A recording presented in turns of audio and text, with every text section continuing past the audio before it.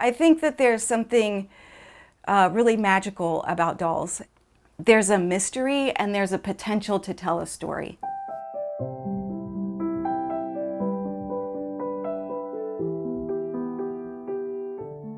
I grew up loving dolls. It was my favorite thing to do was to dress dolls. I didn't really even act out stories so much with them as got really involved in like building a house or making clothes or wiping their face off with nail polish remover and trying to paint their face back on. There are so many differences between Barbie and this type of doll. They're made from a different material. They're made from porcelain. It's a material that requires a lot of patience to work with. Ball jointed dolls go back for hundreds and hundreds of years, but they're not intended for children, which is, I think, maybe another reason people kind of have a hard time like understanding why would you make a doll that's not for a kid?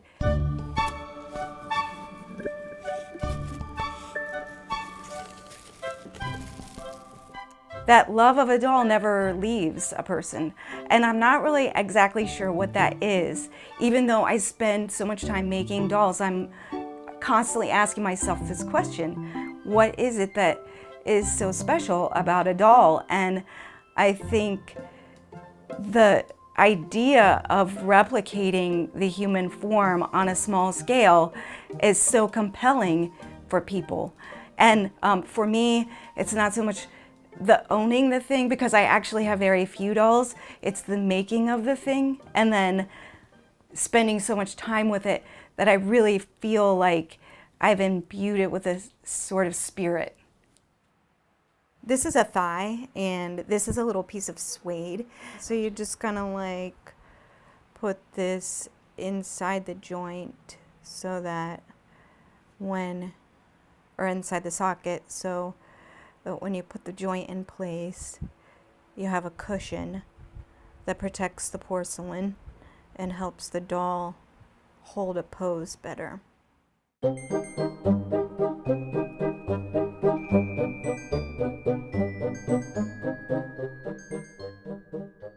The whole process of making a porcelain ball jointed doll takes an incredible amount of patience.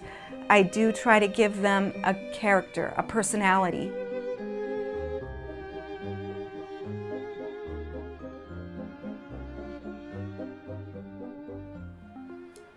I really like the bottom of her feet the best. I feel also like my work kind of straddles the line between what might be considered a craft and what might be considered fine art, because I also love to sew and I also love to screen print and I also love to make a hairstyle happen. I like to make shoes.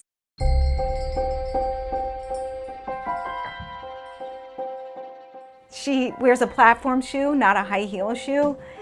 Typically Barbie is on her tiptoes and she wears high heels. However, I do avoid a tiptoe foot. I like a flatter foot.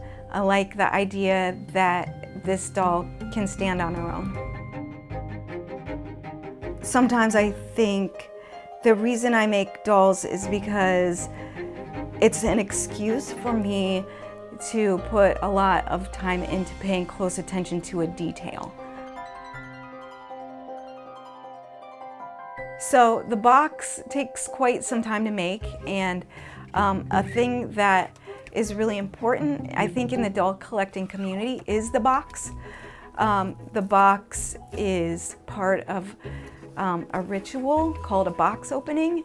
That's a thing that I noticed when I started making dolls, and I was like, well, I can't just shove this doll in a shoebox, and I try to make a box that is going to make a doll collector very happy to open and document the process.